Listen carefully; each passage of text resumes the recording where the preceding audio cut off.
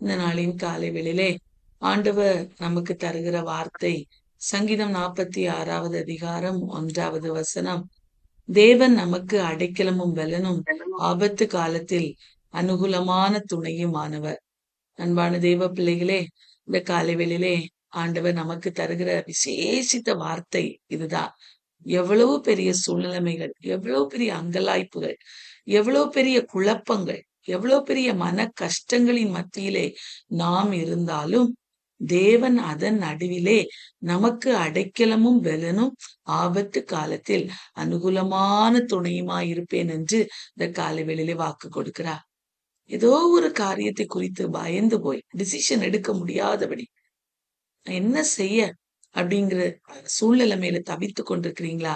இந்த காலை வேளையில ஆண்டவர் சொல்கிறா, நான் உனக்கு அடைக்கலமா இருக்கிறேன், நான் உனக்கு பலனா இருக்கிறேன், நான் உனக்கு ஆபத்து காலத்துல அனுகூலமான துணையா இருக்கிறேன், நான் உன்னோடு இருப்பேன், நான் உன்னை கைவிடுவதே இல்லை, நான் உன் அருகாமையிலே இருந்து நீ எடுக்க போகிற எல்லா டிசிஷன்லயும் நான் உன் அருகிலே இருந்து உன்னை நடத்துவேன் என்று அவர் வாக்கு கொடுக்கிறார். பிரியமானவர்களே, யாக்கோபுக்கு அப்படி செய்தார். யாக்கோபு கானான் தேசத்திலிருந்து பஞ்சத்தினால அந்த உணவெல்லாம் செலவழிந்து போன பின்பு யோசேப்பு சொல்லிவிட்டார், நீங்க அடுத்தல எல்லாருமாய் சேர்ந்து இந்த எகிப்து தேசத்துக்கு வாருங்கன்னு சொல்லிட்டாரு. ஆனா யாக்கோபுடைய இருதயத்துல குழப்பம். நான் என்ன செய்ய வேண்டும்? ஆண்டவர் எனக்கு தந்த வாக்குத்தத்த தேசம் கானான் தேசம். இந்த வாக்குத்தத்த பூமியிலிருந்து நான் எகிப்து தேசத்துக்கு நான் போணுமா என்கிற பல கேள்விகளின் மத்தியிலே, குழப்பங்களின் மத்தியிலே யாக்கோபு இருந்தபோது ஆண்டவர் அவனுக்கு தரிசனமாகி, யாக்கோபே நீ பயப்படாதே, நீ எகிப்துக்கு போ என்று சொல்லி ஒரு வாக்கு கொடுத்தார். நான் உன்னோடு இருப்பேன், நீ உன்னை மறுபடியும் நான் அந்த கானானுக்கு அழைத்து கொண்டு வருவேன் என்று வாக்கு கொடுத்தார் அல்லவா? அவருக்கு கொடுத்து அவருடைய பயத்தை, அவருடைய கலக்கத்தை, அவருடைய சூழ்நிலைமையை மாற்றின தகப்பன் இந்த காலை வேளையில நமக்கும் வாக்கு கொடுக்கிறார். நான் உனக்கு அடைக்கலமா இருக்கிறேன், நான் உனக்கு பலனா இருக்கிறேன், நான் உன்னுடைய ஆபத்து காலத்துல உனக்கு அனுகூலமான துணையா இருக்கிறேன், பயப்படாதே என்று அவர் வாக்கு கொடுக்கிறார். அன்பான தேவ பிள்ளைகளே, யாக்கோபை குறித்து நாம் பார்க்கும்போது அங்கே ஆதியாகமத்தின் புஸ்தகத்துல நாம் வாசிக்கும் போது முதலாவது 46வது அதிகாரத்திலே அங்கே யோசேப்பு கொடுத்து அனுப்பின எல்லா தானியங்களும் செலவழிந்து போய்விட்டது. இப்பொழுது யாக்கோபு என்ன பண்றாருன்னா, இப்போ அவர்களுடைய அடுத்த இது என்னன்னா, அவர் எகிப்து தேசத்துக்கு போனோம். யோசேப்பு எகிப்து தேசத்துக்கு வரும்படியா அநேக காரியங்கள் வண்டியெல்லாம் அனுப்பி வச்சிருக்காரு. ஒருவேளை அதெல்லாம் பார்த்துட்டு இருப்பாரு. ஆண்டவர் எனக்கு ஒரு நாளிலே வாக்கு கொடுத்த தேசம் இந்த கானான் தேசம். இப்பொழுது எங்களுடைய தேசம் பஞ்சத்தினால கஷ்டப்பட்டு கொண்டிருக்கிறது. இந்த சூழ்நிலைமையில நான் எகிப்து தேசத்துக்கு நான் போகணுமே, போகணுமா வேண்டாமா? பல குழப்பங்கள் யாக்கோபனுடைய வாழ்விலே. அன்பான தேவ பிள்ளையே, இந்த காலை வேளையில குழப்பத்தின் மத்தியில வாழ்ந்து கொண்டிருக்கிறீங்களா? டிசிஷன் எடுக்க முடியாதபடி என்ன செய்யணும், அடுத்தல என்ன பண்ணணுங்கிற குழப்பத்தின் மத்தியில நீங்க வாழ்ந்து கொண்டிருக்கிறீங்களா? ஆண்டவர் உங்களுக்கு சொல்லுகிற வார்த்தை என்னன்னா, பயப்படாதே, பயப்படாதே, நான் உன்னோடு இருக்கிறேன், நான் உன்னோடு இருந்து நீ என்ன செய்யணும் என்பதை நான் காட்டி உனக்கு வழி நடத்துவேன் என்று அவர் வாக்கு கொடுக்கிறார். யாக்கோபுக்கு பாருங்க, அப்படி குழப்பத்தின் மத்தியில வாழ்ந்து கொண்டிருந்த போது ஆண்டவர் தரிசனமாகி யாக்கோபே, யாக்கோபே என்று கூப்பிட்டாராம். அன்பான தேவ பிள்ளையே, நான் தேவன், நான் உன் தகப்பனுடைய தேவன், நீ எகிப்து தேசத்துக்கு போக பயப்பட வேண்டாம், அங்கே உன்னை பெரிய ஜாதியாக்குவேன், நான் உன்னுடனே எகிப்துக்கு வருவேன். பாருங்க எப்படி சொல்றாரு, நான் உன்னுடனே எகிப்துக்கு வருவேன், நான் உன்னை திரும்பவும் வரப்பண்ணுவேன், யோசேப்பு தன் கையால் உன் கண்களை மூடுவான் என்று வாக்கு சொன்னார். அன்பான தேவ பிள்ளையே, ஆண்டோடைய வாக்கு கிடைத்த உடனே யாக்கோபு தாமதிக்கவே இல்லையா, உடனே கிளம்பி போயிட்டார். அது வரைக்கும் குழப்பம், என்ன செய்யணும்னு டிசிஷன் எடுக்க முடியல. பல கேள்விகளின் மத்தியிலே, குழப்பத்தின் மத்தியிலே இருந்த யாக்கோபு உடனே பிரயாணத்துக்கு புறப்படுகிறார்.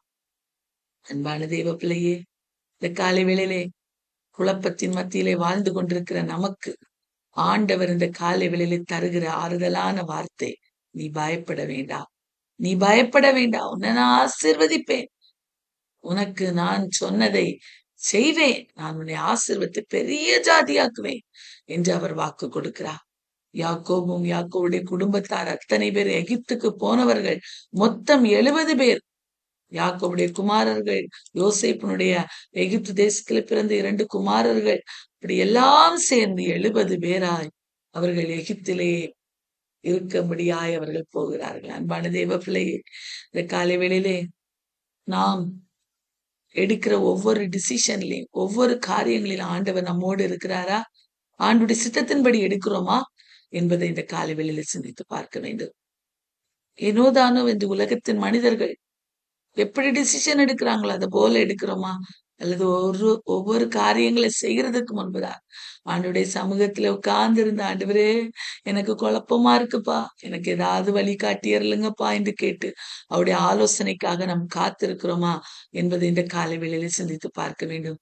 அன்பான தேவ பிள்ளைகளே, சங்கீதம் 46வது அதிகாரம் 1வது வசனம் சொல்லுகிறது, தேவன் நமக்கு அடைக்கலமும் பலனும் ஆபத்து காலத்தில் அனுகூலமான துணையுமானவர்மா. நம்ம எந்த சூழ்நிலைமைகள் குழப்பங்களின் மத்தியில நாம் வாழ்ந்து கொண்டிருந்தாலும் அவரை நோக்கி நாம் கூப்பிடும் போது அவர் நமக்கு அடைக்கலமும் பலனும் ஆபத்து காலத்திலே அனுகூலமான துணையுமா இருந்து அவர் நம்மை நடத்துவாராம். 2வது வசனத்துல அதான் சொல்லப்பட்டிருக்கிறது, பூமி நிலை மாறலாம், மலைகள் நடு சமுத்திரத்தில் சாய்ந்து போகலாம், சுற்றிலும் ஜலங்கள் கொந்தளித்து பர்வதங்கள் அதிர்ந்து கொண்டிருக்கலாம். நம்ம சுற்றி எவ்வளவு பிரச்சனைகள், எவ்வளவு போராட்டங்கள், சூழ்நிலைமைகள் எதிராயிருக்கலாம். அப்படிப்பட்ட சூழ்நிலைமை நாம் பயப்பட தேவையே இல்லை. எப்போதென்றால் ஆண்டவர் நம் நடுவிலே இருக்கும்போது, அவர் நமக்கு அடைக்கலமா இருக்கும்போது, நமக்கு பலனாய் இருக்கும்போது, ஆபத்து காலத்துல அவர் எனக்கு துணையாயிருக்கிறார், என் நடுவில் இருக்கிறார் என்று நாம் சொல்லும் போது நாம் பயப்படவே மாட்டோம். அவரை முன்னிறுத்தி நம்முடைய காரியங்களை செய்யும் போது நாம் எதற்கும் பயப்பட தேவையே இல்லை. பிரியமானவர்களே, யாக்கோபு பயந்து போயிருந்த போது ஆண்டவர் வார்த்தையை கொடுத்த போது அவனுடைய பயம் தெளிவானது. அவன் ஆண்டவருடைய வார்த்தையின்படியே செய்ய உடனே தன்னுடைய பிரயாணத்தை தொடங்கினார் என்று பார்க்கிறோம். அன்பான தேவ பிள்ளையே, ஒரு நதி உண்டு, அது நீர்க்கால்கள் தேவனுடைய நகரத்தையும் உன்னதமானவர் வாசம் பண்ணும் பரிசுத்த ஸ்தலத்தையும் சந்தோஷிக்குமா. ஏன்னா தேவன் அது நடுவில் இருக்கிறார். தேவன் அது நடுவில் இருக்கும்போது அது அசையவே செய்யாது. எவ்வளவு பெரிய பிரச்சனைகள், எவ்வளவு பெரிய குழப்பங்கள் நம்முடைய வாழ்விலே வந்தாலும் தேவனை நம்முடைய நடுவிலே வைத்திருக்கும் போது நாம் ஒருபோதும் அசைக்கப்படுவதே இல்லை. பிரியமானவர்களே, அதிகாலையிலே தேவன் நமக்கு சகாயம் பண்ணுவார். அதிகாலையிலே தேவன் நமக்கு சகாயம் பண்ணுகிற தெய்வமா இருக்கிறார். இதற்கெல்லாம் ஆண்டவர் நம்முடைய நடுவிலே இருந்து நாம் எடுக்கிற ஒவ்வொரு சூழ்நிலையில அவர் என்னோடு இருக்கிறார், அவர் என்னை நடத்துவார் என்கிற நம்பிக்கையில இருக்கும்போது வார்த்தை சொல்லுகிறது பாருங்க, 10வது வசனத்துல, நீங்கள் அமர்ந்திருந்து நானே தேவன் என்று அறிந்து கொள்ளுங்கள், ஜாதிகளுக்குள்ளே உயர்ந்திருப்பேன், பூமியிலே உயர்ந்திருப்பேன். அமர்ந்திருந்து ஆண்டுடைய பாதத்துல அமர்ந்திருந்து சஞ்சலப்படாதபடிக்கு, புலம்பாதபடிக்கு, குழம்பாதபடிக்கு நான், என் ஆண்டவர் என் நடுவில் இருக்கிறார். அவர் என்னை அசைவுற விடமாட்டார்.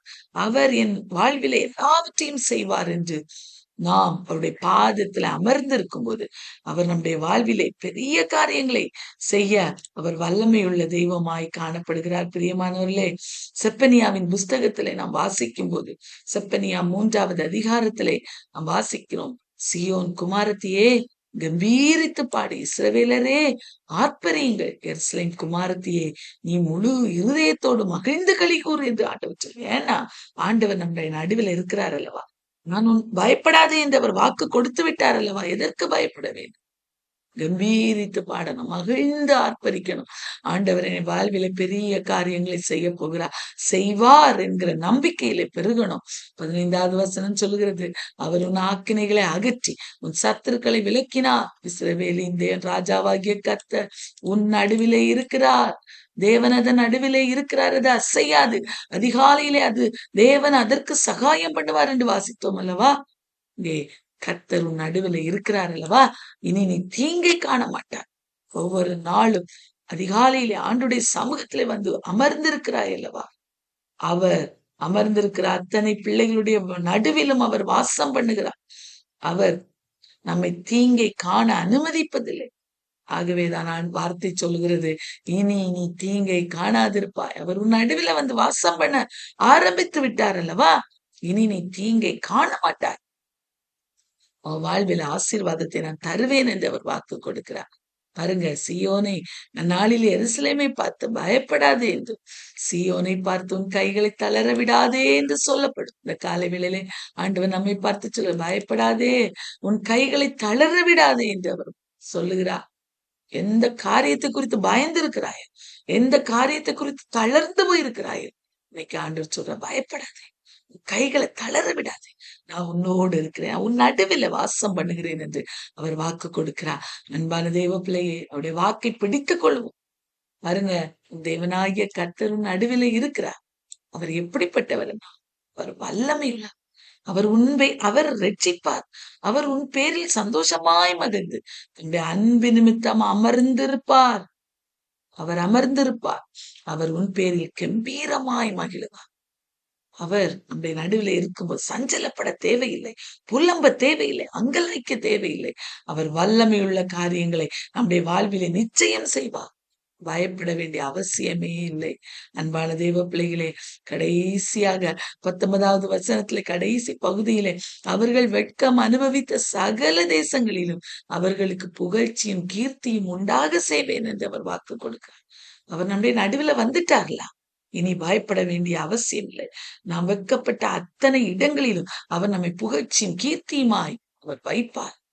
அன்பான தேவ பிள்ளையே, உங்கள் கண்கள் காண நான் உங்கள் சிறையிருப்பை திருப்பும் போது பூமியில் உள்ள சகல ஜனங்களுக்குள்ளும் நான் உங்களை கீர்த்தியும் புகழ்ச்சியுமாய் வைப்பேன் என்று அவர் வாக்கு கொடுக்கிறார்.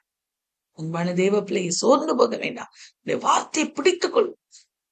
பயந்து போகிற சூழ்நிலைமை, என் ஆண்டவர் என் நடுவில் இருக்கிறார். அவர் என்னை அசைவுற விட மாட்டார். அவர் என்னை கலங்க விட மாட்டார். அவர் என் நடுவில் இருக்கிறபடியா வல்லமையான காரியங்களை என் வாழ்வில் செய்து என்னை அதிசயித்து பூரிக்க பண்ணுவார் என்கிற நம்பிக்கையிலே பெருகுவோம். ஆண்டவர் நிச்சயமாய் பெரிய காரியங்களை நம்முடைய வாழ்விலே செய்வார்.